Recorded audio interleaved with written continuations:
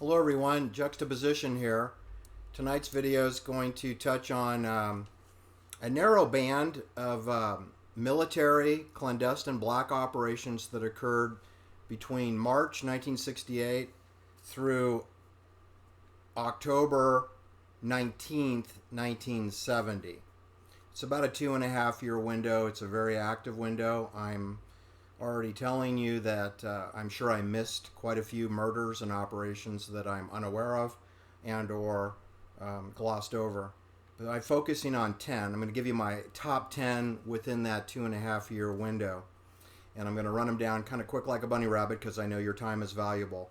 Hope you like my set. Everybody thinks my ideas are sort of out there in outer space, outer limits. So I've contrived and conjured up a cosmos of my own here in my deluxe studios. So I hope you enjoy that. And I'm going to, like I said, go on the road and go to some of these historic murder scenes personally. I've been to most of them already, but I didn't video and document them. And I will do that probably the winter of 2023. I'll be doing that in the coming months. All right, so let's kick it off with the what I believe is the CORDS program rollout of Operation Phoenix CIA, which was headed up by none other than William Egan Colby, my most favorite clandestine warrior, a Jedburgh, Scottish trained British intelligence, Princeton alumni, William Colby. Please do look at my numerous videos on him. He was CIA director for 2.5 years following the Watergate debacle, where Richard Helms was not credible anymore, even though Richard Helms was apparently very involved with Watergate in planning it and executing it. And Richard Nixon had little to no involvement in Watergate whatsoever. And it was 3 burglaries, not one. It's 3. We don't talk about the other 2. Anyway, William Colby had to be brought in as the more believable liar.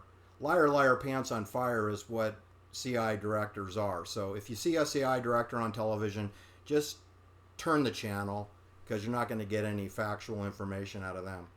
All right, so we had engaged in the Vietnam War through a hoax event known as the Bay of Tonkin invasion, which was in 1964, involving Jim Morrison's father. Yeah, he was a rear admiral in the Navy in Tonkin Bay.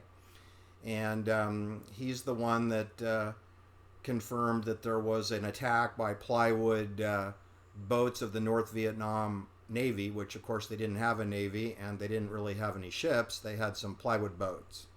Like, you're going to attack a Navy destroyer with a plywood boat. Are you crazy? Anyway, that's what they said what happened. Nobody got killed, nobody died, but we went to war with Vietnam as part of the declaration of the Bay of Tonkin. What do they call that? Declaration. Congress decided. So there you go. And we're essentially we're coming up on the 4-year anniversary of our involvement with Vietnam in 1968 when the Tet Offensive occurs in February 1968, whereby CIA got its head handed to them. They got their butts kicked. They got thrown out of their own offices at the United States State Department Embassy in Saigon. That those pesky Viet Cong communists that we all thought lived up by Hanoi Way in the north, you know, because we had North Vietnam and South Vietnam, which was all created in a conference room on a chalkboard, because all there was 47 provinces in French colonial Indonesia, and it was there was no north or south. There was no demarcation line. But in the conference room with MK Ultra and CORDS program, anything's possible, right? So you can pretend it's a football game and draw a line and say everything up here is Chinese communist sponsored North Vietnamese army, and everything in the south is the American sponsored CIA South Vietnamese army and the good guys. Okay, well, if you believe that, then I've got a bridge I'd like to sell you. All right, so the thing is that that all came to a screeching halt on in February 1968, when the local Vietnamese people, no Viet Cong, but the local people that lived in Saigon area, they overwhelmingly whelmed the United States Embassy, took it over, and chased all the CIA contractors, threw them out on their ass. So then the CIA was in the pathetic position of having to regain control of their own office building in Saigon, across the street from the Buddhist temple and the Catholic Church. And you should know that 70% of Vietnam was Buddhist, and the high concentration of Roman Catholics, Jesuit indoctrinated, were in the north, up by Saigon, up by Hanoi way, and that the CIA had been working vigorously to frighten those people to come south, which they had succeeded in doing. About 900,000 people were transported via air and Navy transport ships down to the Mekong Delta in the southern part of what is called Vietnam, what the media calls Vietnam. Anyway, after this humiliating 3 weeks of the Tet Offensive, which occurred during the Buddhist holiday season, that the CIA had total defeat, total humiliation, lost control of their own embassy office building, and were attacked in dozens of cities from north to south throughout the Indonesia area where they alleged they had control of. It was pretty clear that the hoax was no longer valid. So, they had a series of serious meetings about how the Cords program and search and destroy missions maybe weren't getting the job done, right? So they came out with Operation Phoenix, and I believe they rolled that out officially, immediately after the Tet Offensive. Now, the only real Operation Phoenix terrorist attack that we have documented is the My Lai Massacre, which occurred very quickly after the Tet Offensive on March 16th, 1968. Now, I believe that there are literally hundreds of My Lai massacres that occurred, over the next 10 years in Vietnam, and perhaps still to this day. And I believe they're going on now here in America, that there's Phoenix-Gladio style attacks happening throughout the entire world, not just Vietnam specific. But the point is that we'll never know, because 99% of all of the massacres are kept secret, or they're just not reported in the mainstream media. So maybe they happened and the locals know, but you don't, because you're not in the zip code of where the crimes occurred. All right, so we had the March 16th, 1968 My Lai Massacre. Now, without going into the elaborate nature of that, 504 innocent, mostly women and children and pregnant women, were shot with M16 rifles and bayoneted with the M7 bayonet, which in Italian means, gladio means by the sword. So My Lai Massacre had a gladio-style NATO signature to it, but I believe it was rolled out as part of William Colby's Operation Phoenix. And please do look at my William Colby videos. I've done half a dozen on him. He eventually became the CIA director. Anyway, so the point is that we had the My Lai Massacre. 504 people were murdered. There were well over 200 Army personnel involved.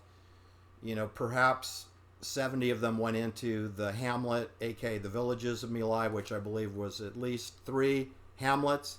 No weapons were found, no Viet Cong were found, no bombs were found, no AK-47 rifles were found, no re-ammunition supplies were found. Just women and children, who 504 of them were murdered, including cats and dogs, which Captain Ernest Mendina ordered. Anything that moves, shoot, including cats and dogs. He said that, cats and dogs. There was a soldier who testified to that under oath at the court-martial. By the way, Ernest Mendina was represented by F. Lee Bailey, and he was acquitted, despite the fact that there were more than one witness who said he ordered the killing of cats and dogs, as well as humans, at My Lai. And he was a captain. He was the senior officer in field. Now, there were other officers, and the lowest ranking officer was William Colby, who was a second lieutenant of like 45 days. So, of course, you just know that this was kept secret for over a year and a half, and it was 2 years before there was ever a court-martial. But when that came up, of course, they had to have a scapegoat. So they chose William Cowley, who was the junior officer, who nobody liked him. So he got blamed for the magical number of murders, because we couldn't seem to get that straight either. I'm using 504, because that's what the local Vietnamese people say the number is. And they have grave cemetery stones for 504 civilians, mostly women. So I'm going to go with the locals on that. I'm not going to trust the United States Army. I'm not going to trust William Colby or the CIA. And I'm not going to trust Sharon Tate's father, Paul Tate, to tell me how many people got killed. Because they're part of the problem, people. All right, so anyway, what I'm telling you is that's a pretty severe murder I'm kicking off my calendar with. 504 people murdered in a black operation that was presented differently when it finally came out. It was supposed to be completely secret. Certainly that would have been pacification and control. If you lived in or around the hamlets of My Lai, you would have got the story on all the women that were killed there and all the pregnant women that were killed there. And that would definitely terrorize you to think about picking up a weapon and doing a Tet Offensive redo or repeat, because this is retribution, people. This is retribution for the Tet Offensive, which was just 3 weeks old. This is retribution. This is going in and murdering innocent women and pregnant women and children as retribution for the fact that the CIA lost control of its embassy in Saigon. All right, so let's hit the pause button. That's enough on My Lai. Let's just go out 2.5 months and we come to the Robert Francis Kennedy has crazily decided to run for the president under the Democratic Party. So he's got campaign offices throughout the land. Abigail Folger's working in Manhattan at the Robert F. Kennedy campaign and working for CIA. So we've got a very young 24-year-old Abigail Folger with a master's degree from Harvard University in art history, and her mother, Ines Mejia, who's the senior adult supervision in Haight-Ashbury in San Francisco, who's supervising Timothy Leary, the LSD CIA maven, department head status from Harvard, working with Bill Graham, the free concert promoter whose real name is Wolf Grajanka. His CIA name is Bill Graham Presents free concerts. Also working with Louis Jolyon West, who's only 41, 42 years old, as a medical doctor, psychiatrist, who can prescribe drugs, and he's part of MK Ultra CIA, and he's working closely with Timothy Leary, who's 46, 47, more senior, more experienced with the application of LSD than is Louis Jolyon West. And they have offices in San Francisco at Haight-Ashbury, which is across the street and a few blocks away from Jesuit University, University of San Francisco, and St. Ignatius Parish Church and St. Ignatius High School to indoctrinate high school age kids, and Lone Mountain Campus for women, Jesuit indoctrination of females. And then over by the Haight-Ashbury Free Medical Clinic, you have St. Agnes Elementary School, which is a Jesuit indoctrination elementary school for kindergarten through 8th grade. So K through 8 is very close to the free clinic, and it's a 5-block walk to get to the high school, St. Ignatius, and the University of San Francisco. So what I'm trying to tell you is the CIA dropped a free medical clinic that provides birth control, abortion referrals, and LSD and amphetamines treatments, and the Amphetamines Research Project and Operation Midnight Climax, giving LSD to prostitutes to give to their johns, to videotape and record. This is all going on in a Roman Catholic Jesuit zip code, okay? So where's the best place to hide? Well, if you're the CIA, you like to hide in church, you like to hide in Catholic Church, you like to hide in the Vatican City, you like to hide in plain view, you like to hide at any one of the 21 Father Junipero Serra missions for the Franciscan Order. You like to hide throughout California and put military bases in close proximity to all those Catholic parishes and or missions.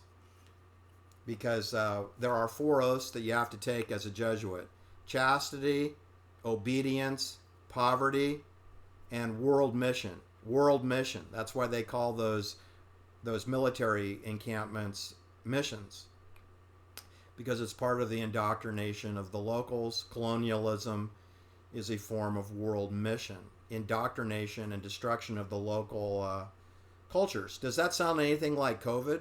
Does that sound like anything like wokeism? Does that sound like anything like destroying people's restaurants, which is the number one way for ethnic people to communicate their beliefs and their customs, is through their food. And if all the small business restaurants are eventually destroyed, you're going to be left with round table and corporate franchise delivery services, which I don't think has anything to do with Italian cuisine or Sicilian cuisine or Neapolitan cuisine or Northern Italian or cuisine of Rome or French or Lyon or Parisian or Burgundy or Brittany. So you see it with the Euro bank policy in Europe to create one world currency, one world language, one culture. And you see it with wokeism in the United States, which is accelerated through the COVID protocols, which are all designed to destroy the expression of family-owned businesses. Well, guess what? We were doing all this back in 1968 in Vietnam. And now we're doing it in 2022 in the so-called United States. Nothing new. There's just nothing new here to report. So Robert Kennedy ends up getting lured into the Malibu colony to stay overnight at John Frankenheimer's estate for multiple nights and the weekend, and sunbathe and swim in the pool and enjoy John Frankenheimer, who's the Hollywood director who directed Manchurian Candidate and got access to the White House under John Fitzgerald Kennedy before he had his head blown off. I believe that was 1962, the year before the assassination. So John Frankenheimer is hosting Robert Kennedy. So that should have been a red flag right out of the gate. Then Robert Kennedy was so relaxed, and they hosted a fundraising dinner party for him where none other than Roman Polanski and Sharon Tate, newlyweds, just married, never really had a honeymoon, because Roman Polanski went to see Diana Ross and the Supremes perform the Friday night of their wedding. So if you remember, in London, England, Sharon Tate had no wedding ceremony. They took out a marriage license. Allegedly, no one actually saw the paperwork at their Chelsea registry, which is across the Thames River from British intelligence, which is on the east side of the Thames River. And Roman Polanski and Sharon went upstairs to the Chelsea registry to get some paperwork, which no one saw. And then they came down the stairs, and it's celebrated by many photographers, none of whom saw the marriage license. Then they whisked over to the Playboy Club on a Friday afternoon. This is a Friday afternoon, January 20th, 1968, to have a 2-hour cocktail party with a bunch of BBC actors. Sharon Tate's parents were not in attendance, which meant it's a fake. Look, if you're getting married and your parents aren't there, and you're throwing a Hollywood party and none of your friends and your parents aren't there, it's a fake wedding. It's work. You're getting paid. It's an acting gig. And you know it's an acting gig because the Playboy Club probably booted them out at 6 p.m. and said, okay, get out of here. We got to open the club for, members only. And Roman says, well, I'm going to go see Diana Ross perform. So off Roman goes, and I don't think Sharon went. I don't think Sharon Tate wanted to go see the Supremes on her wedding night. But since it's not her wedding night, she's free to do whatever she wants. But anyway, just 5 months later, she's at the Malibu colony sitting down to dinner with John Frankenheimer, Ethel Kennedy, and Robert Kennedy, amongst other guests. They weren't the only guests, for a last supper of sorts. Because in retrospect, we look back, and that was the last dinner party that Robert Kennedy ever attended, before he had his head blown off, kind of sort of similar to how his brother did, only his brother's head actually did get blown off. In the case of Robert Kennedy, was shot with a .22 pistol right behind his right ear. So it was not a big explosion of his brain all over everybody in the kitchen area, the pantry area of the Ambassador Hotel on Wilshire Boulevard. But anyway, be that as it may, the ritual goes that Sharon Tate and Roman Polanski attended the sort of next to last supper of Robert Kennedy.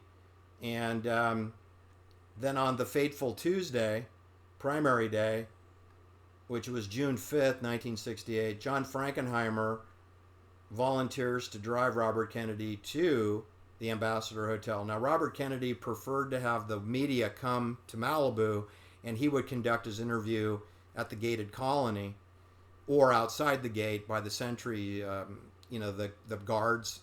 They got multiple, I know of 2 gates, One's disguised and hidden, and there's no guards, but there's cameras. And then there's a second gate, and then there's a tunnel system. Malibu Colony has a tunnel system, people.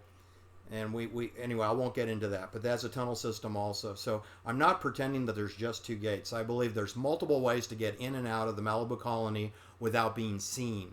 And that would include anyone that needs to get whacked or anyone that needs to leave the property without being noticed. Is that there are ways to do that. I'm sure there's security cameras in all of those pathways, however.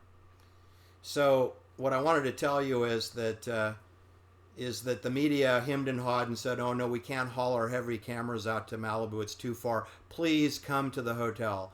So John Frankenheimer was tapped on the shoulder, just like he was tapped on the shoulder to host the Kennedys for the weekend into Tuesday primary. So he volunteers to drive the Kennedys in his Rolls-Royce Silver Cloud III limousine, which means they all get in the car and drive down Pacific Coast Highway, turn left on Sunset Boulevard, wave to Charlie Manson, who's staying at that time on June 5th, 1968. Charlie Manson is living at 14400 Sunset Boulevard, which is the Will Rogers Hunting Lodge estate. It's 5.88 acres, a huge swimming pool. There's 5 bedrooms. There's 13 rooms in the main house. There's daily deliveries of the Altadena dairy, eggs and chocolate milk. There's landscaping services, gardening, and housekeeping, laundry. And Charlie Manson is not paying for any of that. He has no money, he has no job, he has no bank account, but he is living there for about 8 to 9 months, and he has full housekeeping and food services comped. So I'm going to say whoever paid for John Frankenheimer's weekend hosting of Robert Kennedy probably paid for Charlie Manson's 9-month stay at the so-called Dennis Wilson's house that Dennis Wilson never stayed overnight at, because he's 23 years old and he's a bachelor and he's working 142 concert dates in 1968. So he's out of town staying in hotels. And when he's in town, he's probably down at the Whiskey A Go-Go in West Hollywood. He is not out at the beach at Pacific Palisades, where it's Deadsville, USA. And when I say Deadsville, I'm not kidding, because of course we all know that when Robert Kennedy got to the Ambassador Hotel, he got whacked. And of course they had a scapegoat, Saran. He did it, right? Used a .22 caliber pistol, even though most of the bullets ended up in the ceiling. And some of the people next to Robert Kennedy got fragged. But the kill shot came from the right side, and the only person standing to the right holding Robert Kennedy's right elbow was Thane Eugene Caesar, who's an employee of Lockheed Skunk Works, their high security division at the Hollywood Burbank Airport. And this was his only night, one and only night, working as a part-time security guard at the Ambassador Hotel. Didn't go too well, unless he was paid to kill Robert Kennedy, in which case it went perfect. Anyway, he also admitted having a .22 caliber pistol, and he said he even told a Los Angeles policeman that, but he was not asked to see the gun, and he ended up selling the gun to a guy, he doesn't remember his name, in Phoenix, Arizona, and nobody ever asked him about it for another year, and by then, the gun is gone, and what else is new, right? So then we move on to the July 4th celebration of America, and in Vallejo, California, we have the Zodiac's second murder. I'm not going to get into that too much because there were 2 kids involved, and only one of them died, so that doesn't sound military enough to discuss. So I'm just going to go past that, just tell you there was another Zodiac killing on July 4th. Then when we get to July 15th, which is not, it's only 11 days later, we have Art Linkletter's son-in-law. His name is John Zwyer. He's married to Art Linkletter's eldest daughter, Dawn. They have a home. They have a home in Hollywood. I don't know if they own it or rent it. John Zwyer is 33 years old. He's an insurance salesman. He goes off to work on July 15th. At around 8 o'clock in the morning. He returns at 10 a.m. He goes out into the backyard where they have a swimming pool, and there's a pop, And Dawn goes back to the pool and she finds her husband, John Zwyer, bleeding out, dead, shot with a .38 caliber pistol, which is there on the scene. So the police call that a suicide. The media repeats that it's a suicide. And this is before the medical examination's been done. It's before the body has even been removed from the property. It's already been labeled as suicide. So when you talk about suicide, that is kind of a form of a scapegoat, because if you haven't really connected the killer to the murder and you've already identified them as the method of death, I'm going to call that a scapegoating. So you can use, in the case of Erin Valente, it was manic episode. That's a scapegoat, non-medical explanation. You can say that she died of an overdose of sodium nitrate. That's kind of preposterous. Why would a woman take sodium nitrate? But anyway, whatever. You can use drugs as a scapegoat. You can use overdoses as a scapegoat. You can use LSD as a scapegoat. You can use suicide as a scapegoat. And that's a theme that repeats to these other stories I'm going to tell you. So far I got the My Lai Massacre. I got 504 people, mostly women and children, dead. And I'm going to have a scapegoat called William Calley, second lieutenant. Then I've got Robert Kennedy shot in the right side of his back of his skull. And we got a scapegoat called Sirhan Sirhan, even though we have Thane Eugene Caesar, who's the escort for Robert Kennedy. But we've already decided that Sirhan Sirhan did it. And Evel Younger's job is to get him to sign a plea agreement or plead guilty in a courtroom, which he does. Then we have Art Linkletter's son-in-law, John Zwyer, and he's shot in the back of the head with a .38 caliber pistol in West Hollywood. We're going to call that a suicide. Okay? That's on July 15th. So then what happens the next day on July 16th? We have the Apollo 11 moon launch from Cape Canaveral with Neil Armstrong and Buzz Aldrin and Mike Collins, and we don't know if they're going to make it or not, but off they go. And this takes everybody in the media's attention away from Art Linkletter, who's the number one child entertainment television star in history, with 25 years of television and radio with CBS, the Columbia Masonic Eye, Evil Eye, Columbia Broadcasting System, and he has 19 years with NBC Peacock. And let's not forget that Art Linkletter partnered with Ronald Reagan to be Masters of Ceremony for the grand opening of Disneyland for Walt Disney in 1955 in Anaheim, Orange County. So Art Linkletter is the cat's meow of Hollywood. He is a hero of television, radio, and he is a film star. And he has exclusive media rights to all things recorded at Disneyland. Walt Disney and the Disney Studios bestowed Art Linkletter a 20-year franchise for all recorded media. Art Linkletter got paid. He didn't have to produce it, but he got to be an executive producer for all recorded promotional consideration done on Disneyland, Orange County. Art Linkletter got paid. That is a bonus and a reward for him being such a loyal, clandestine social engineer for children's minds. Remember, if they can capture your imagination, they can capture you. Or so the belief system thinks. Anyway, then we have the moon landing, which happened 3 days later on the 20th. That was a success. Then we have the moon re-enter to Earth orbit, which is kind of a miracle. It's even more of a miracle than landing on the moon. It's the getting back. I mean, that's really a miracle, because you're going to have to hit the brakes, because you're going to be going several thousand miles per hour. You're going to generate huge amounts of heat. You have no heat shields.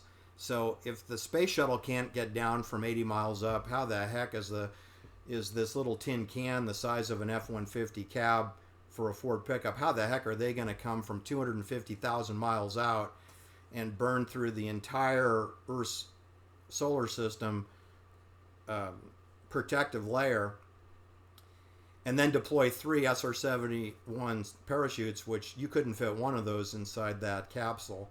But in any case, I guess they tightly pack them. And you can't deploy them, if you're going over 250 miles an hour, because the cords will snap. So you're going to have to hit the brakes and scrub a lot of speed. So I don't know how they did that, but on television, they came through the clouds and the parachutes were deployed, and They landed in the water. They're orange SR-71 parachutes. I know because I've personally seen them with an SR-71, and the SR-71 only deploys 2. They need 2. And the Moon Apollo mission used 3. And the SR-71 is way bigger airplane. It's a way bigger airplane than the little module for Apollo 11. Anyway, I'm just pointing out to you that there's some cockamamie aspects to the Apollo 11 program that absolutely do not reconcile with the facts that I know them in the aerospace world. Because I know what you can do with an SR-71, and apparently this little Apollo 11 module with no wingspan does things that today's fighter planes can't do. It's really quite extraordinary. All right, so anyway, we got that going on. We get out to August 9th, 1969. We have the Sharon Tate, Abigail Folger, Tom Kummer, Leno, LaBianca, Rosemary, LaBianca, Voytek, Frykowski. They all get slaughtered over Saturday morning early, probably after midnight, but before 1:30 in the morning. And then the next day, the whole day goes by, nothing happens. And then on Sunday morning, probably around 8 a.m. to 9 a.m., Leno and Rosemary LaBianca are bayoneted to death with the M7 51 times. 2 people 51 times. In the case of the Sharon Tate and the Abigail Folger, they were bayoneted 102 times for 4 people, and 1 time for Stephen Parent, who was shot 4 times with a rifle, which I'm going to say is an M16 style rifle, 22 caliber style pistol, bullet, M16 and 22 caliber, fairly close calibration. All right, so we don't have a scapegoat for that one yet. You have to wait 4 months before they come up with the Charlie Manson family mendacity, which Charlie Manson had nothing to do with that crime. It was very military. You had a 19-year-old boy in the pool house, William Garrickson, 3 dogs, one of which is an 80-pound dog. None of them were harmed. They were put to sleep. They were pacified. That's very professional. You're not going to get a 23-year-old Charlie Watson, age 23, with a bum knee, handling 3 dogs and a 19-year-old boy and simultaneously bayoneting 5 people and shooting people with rifles. And you're the only man. You're the only man, 23 years old, and you're limp. And you have no wire cutters, and you cut the wire to the gate, and you cut the telephone cord, and you have no wire cutters. And also, you have no M7 bayonet. And all the wounds are double-edge M7. And at the murder trial, they admitted the buck knife, which had no fingerprints, no blood, and of course is single edge. Is single edge only. This is dull on the top, people. So this does not match the wound patterns of the 7 victims. But anyway, 4 months go by, and then we decide, oh no, it was that guy that we arrested for graffiti, Charlie Manson. He did it.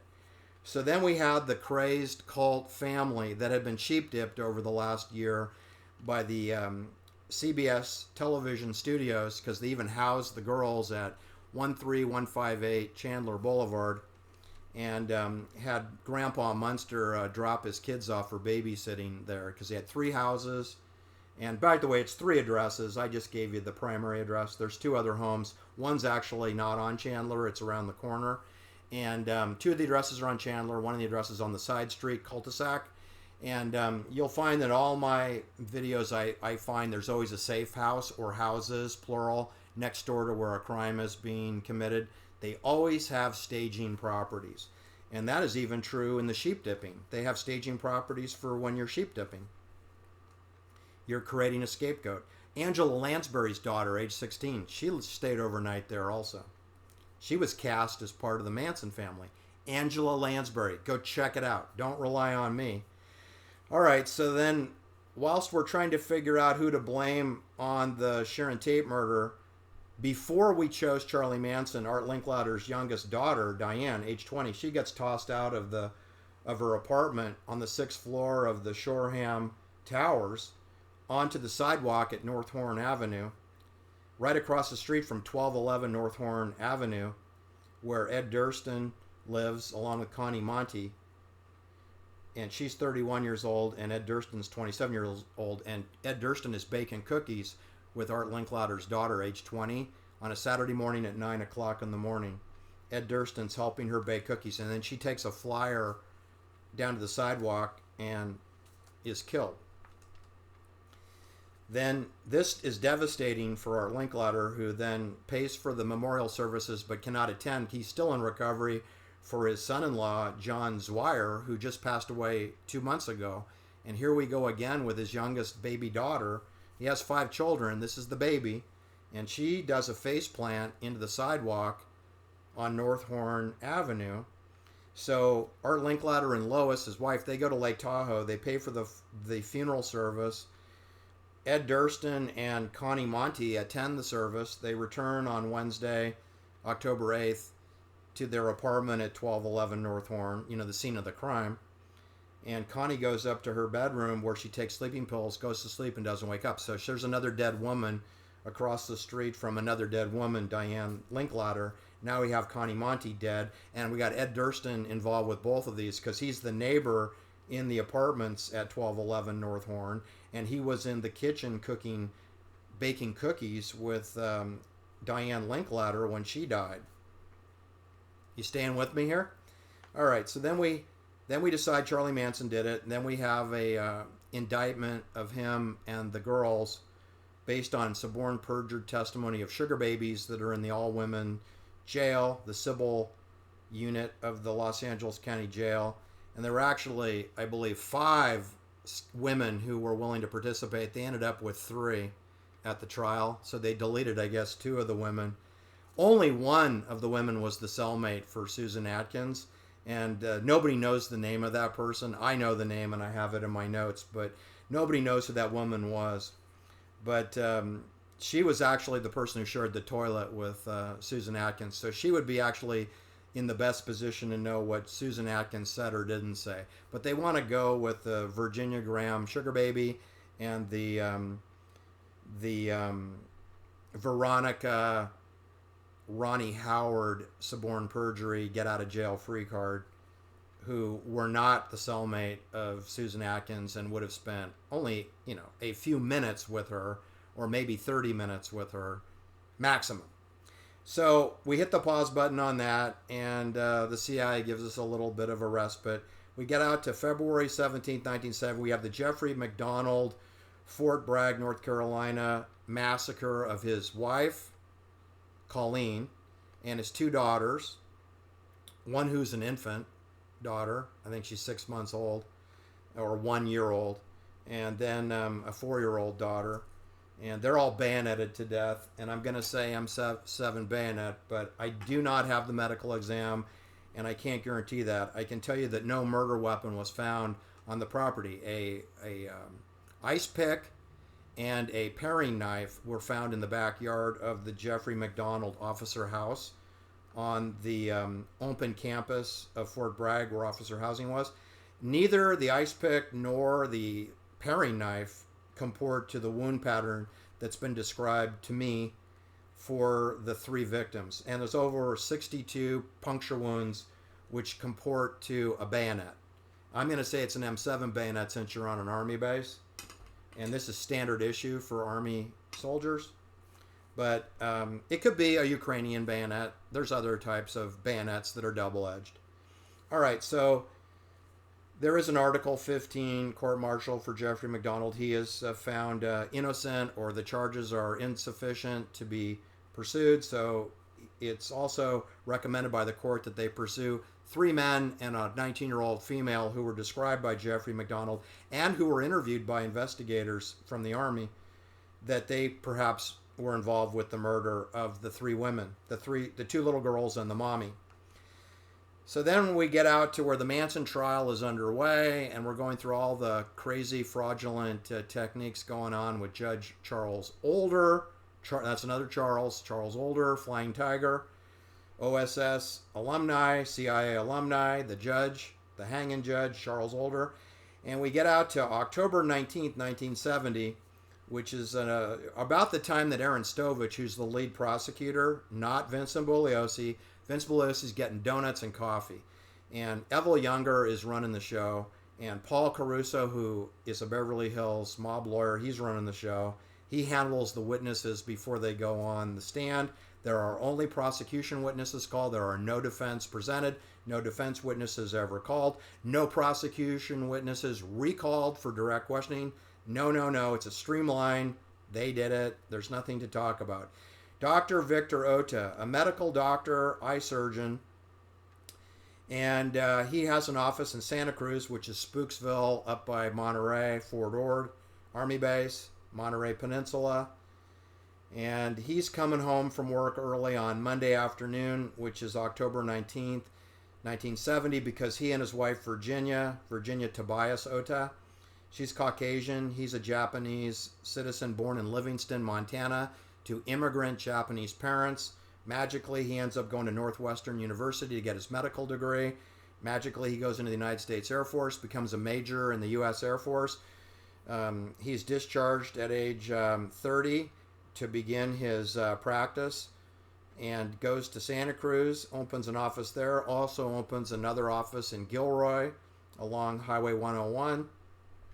He's a busy guy. He's got a Rolls Royce, a red Rolls Royce, just like John Frankenheimer had a Silver Cloud III Rolls Royce. Dr. Victor Ohta, by the time he got to be age 46, actually he discharged from the Air Force, I believe, at age 35. He finished his medical school at age 30, and then he did 4 or 5 years in the Air Force. Then he came out to do private practice, and he had about 10 years from 1960 to 1970 in the Santa Cruz area, which is north of, just 20 miles north of Monterey. Might be less than 20 miles. And his two children, his two daughters, attend Santa Catalina Dominican boarding school with Patty Hearst. She's the schoolmate of his daughter, Lark. His oldest daughter, Tara, she went off to New York to study fashion design, so she's out of town. Lark is staying overnight with Patty Hearst in Monterey, which is where the Santa Catalina Roman Catholic boarding school is. And Dr. Victor Ohta and his wife had an appointment for a fundraising founders dinner at the Dominican Hospital, which is just 2 miles from their Frank Lloyd Wright custom home. I said Frank Lloyd Wright, beautiful home, looking out over the Monterey Bay and the CIA Spooksville Peninsula. And there they are. The address is 999 North Rodeo Gulch Road. That's what I said, 999 North Rodeo Gulch Road. It's 2 miles down the hill from St. Clair's Franciscan Retreat, which is a perfect staging area if you wanted to murder somebody and get cleaned up before and after. It's a little bit further than 2 miles away, but it's up the road. It may be closer to 4 miles up the road, but it's a road that has very little traffic, and there are very few people that live north of Dr. Victor Ohta's Frank Lloyd Wright home. Anyway, he was shot in the back of the head twice with a .38. His wife was shot once in the back of the head. Victor Ohta was also shot underneath one of his arms with a .38, so he was shot 3 times, 2 to the head. His wife shot once to the head, thrown in the swimming pool. Dr. Ohta thrown in the swimming pool. He had 2 sons. They had their eyes covered with one of his scarves, their hands and wrists tied in front of them by another scarf. They were each shot once in the back of the head. I have conflicting stories if it was a .38 or a .22 caliber, but I believe it was a .22 caliber. They were thrown in the pool, and then his trusted secretary, Dorothy Caldwater, age 38, mother of 2, she also was blindfolded with a scarf, shot in the back of the head once with a .38, tossed into the pool. So now you have 5 bodies in the swimming pool. 4 of the bodies sink to the deep end bottom. There's a kitty cat on the property. They shoot the kitty cat with a .22. They toss the kitty cat in the pool. So you got 6 creatures in the pool, one of whom, Dorothy Cadwallader, is floating. Then the killer or killers go into the house. Don't burglarize the house. There are jewelry, there's electronic equipment, there's valuables everywhere you look inside this beautiful home. And instead the killers type up a bizarre manifesto having to do with the environmental concerns, and it's signed by multiple warriors, and then that is taken out of the typewriter, folded and neatly, and put into the white windshield wiper blade of Dr. Victor Ohta's red Rolls Royce. The car is then repositioned at the bottom of the steep driveway, parked in a angular fashion to completely block the driveway, so that when the fire trucks come over, they won't be able to drive up the driveway because the Rolls Royce is blocking. In addition, Virginia Ohta drove a Ford Lincoln Continental. That car was driven down the driveway, parked also in an angular fashion to block the driveway. So you got double cars blocked, the keys tossed into the bushes, and then the killers went back, put firewood into the various rooms of the house, and lit a structured felony arson blaze, which completely gutted the Frank Lloyd Wright house. The fire department arrived at 8 p.m., and I'm thinking to do these murders of 5 people plus a kitty cat, and to throw the bodies in the pool, to tie their hands, to put the bandana or the scarves around their heads, to organize that's going to take an hour, I think, maybe half an hour if you have a team of men. Then you got to have somebody type up this rather multiple paragraph letter. Then you got to have them drive the cars down the driveway, drive a second car down the driveway, haul in the firewood into the rooms, then structure the fire, have the incendiary chemicals to have success. Then you need to escape without being seen. There are many neighbors who live down the hill. It's on a hillside down North Rodeo Gulch Road. So the escape route would be the opposite direction, right? I always think in terms of going the opposite direction and go up the hill, and I would find my way to St. Clair's Retreat, where I would take showers there, and then just watch the fireworks display from above the hillside, looking down at your Frank Lloyd Wright blaze. All right, now what I wanted to tell you is that in every single one of these crimes, there's a scapegoat. Every single one of these crimes, I believe that they blamed the person who didn't do the crime. Okay? So we all know that in the My Lai Massacre, even though 26 United States Army personnel were charged eventually, 2 years later, and that 16 of them were officers, only the lowest ranking second lieutenant, only the lowest ranking person at My Lai was convicted of murder. And that was William Cowley, who was like 23 years old when the murders happened. And so that's who did it, right? 504 murders blamed on one low-ranking junior officer who'd only been a junior lieutenant, second lieutenant, for about 45 days. So it's befitting that you'd blame him, right? Because he's the least person in authority. And Ernest Medina, the captain, whom many witnesses said kill every living creature, including cats and dogs, he's acquitted, right? So if you follow Black Ops, you realize that the people who are responsible are exempt from any punishment, and they're eligible for bonuses, and they're eligible for rewards, and they're eligible for promotion. And the scapegoats, maybe they get a pardon, like in the case of William Cowley, Richard Nixon did pardon him eventually. But what you should know is that in the Robert Kennedy assassination, they were real quick, like a bunny rabbit, selected Sirhan, a 5'2" jockey, who's a Palestinian living in Pasadena and Altadena, living with his parents, and he did it, right? And he's 24 years old, so he did it.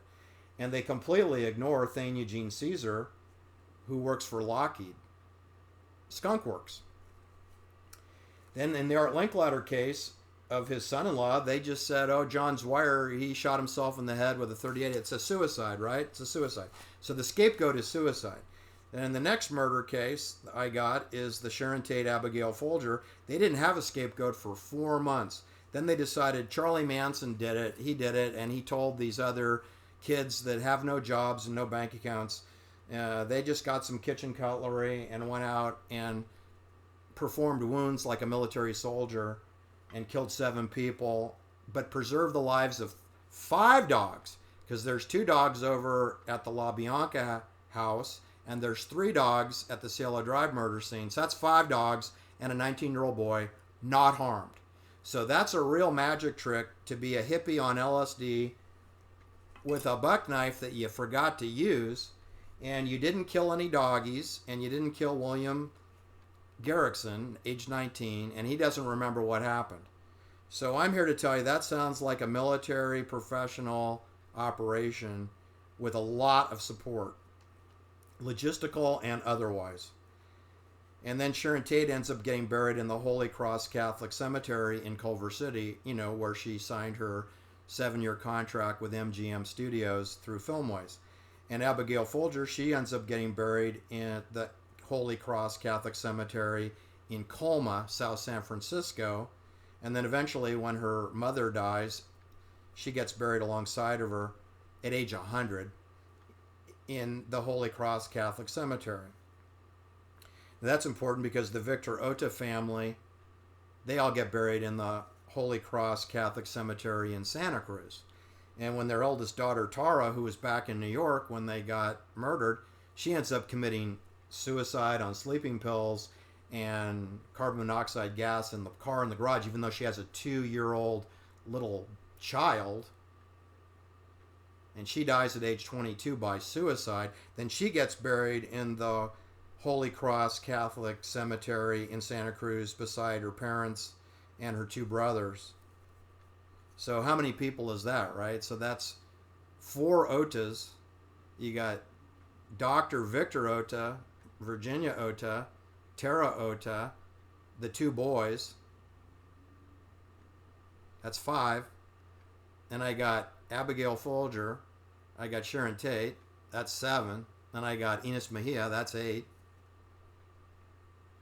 It's a lot of Holy Cross Catholic Cemetery business that comes out of these operations. I'm going to assume JFK or RFK got buried back east, so I'll keep him out of my story.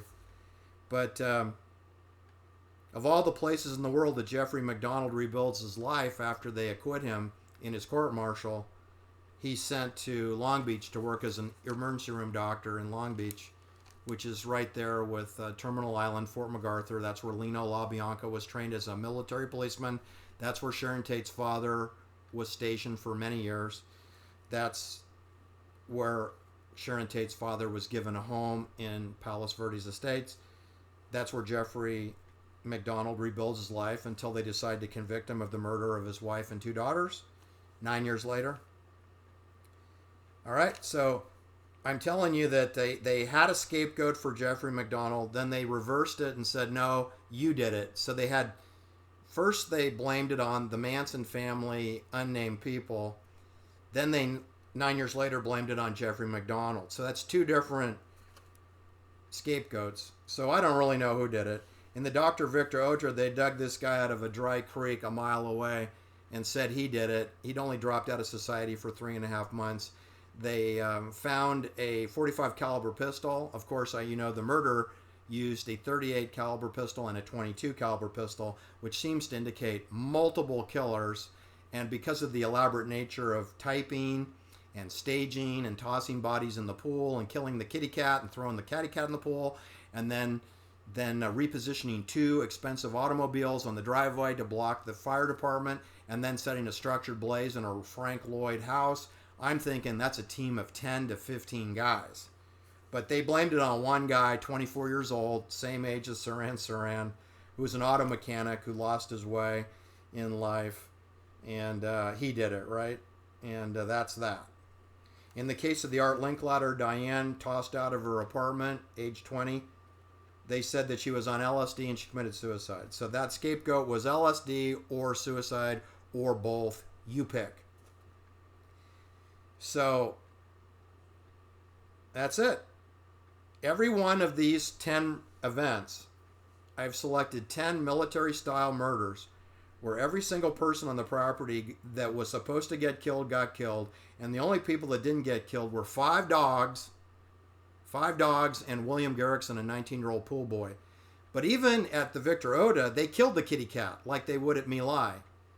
Right? And they killed pigs at My Lai. And they wrote death to pigs on the Leno LaBianca, Karina, his mother's refrigerator. They wrote death to pigs.